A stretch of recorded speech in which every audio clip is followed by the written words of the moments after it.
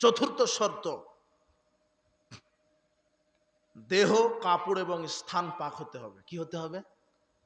দেহ পাক, কাপড় পাক, স্থান পাক। এটা সালাতের কি শর্ত? চতুর্থ নম্বর শর্ত। দেহ পাক মানে জর্দা, বিড়ি, সিগারেট এগুলি খাবেন, তাহলে দেহ নিয়মিত পাক থাকবে, তাই না? সুদ, দুর্নীতি, চুরি, দেহ পাক।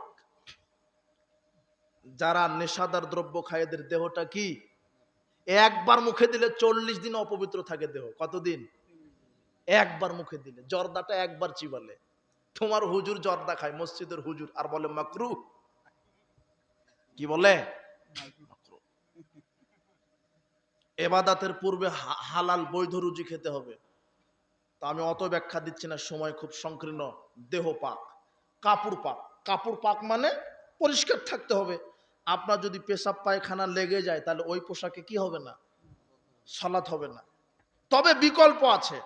ওই পোশাক ছাড়া আর কোনো পোশাকই নাই আপনার। কথা বুঝেননি মনে হয়? কথা বুঝেছেন? আপনি বগুড়া থেকে চট্টগ্রামে চলে গেছেন সফরে, একটাই পোশাক, কিন্তু আপনার পেশাব লেগে গেছে, পায়খানা লেগে গেছে, আর কোনো পোশাকই নাই, কোনো উপায় নাই ধোয়ার, পরিষ্কার করার। তাহলে ওই পোশাকে কি করতে হবে? সালাত। বলতে পারবেন না যে কি আমার পোশাক অপবিত্র, এটা বলার সুযোগ নাই। এটার বিকল্প আছে। এরপরে স্থান পাক। কি পাক? যেই জায়গাতে সালাত আদায় করবেন ওটা কি হতে হবে?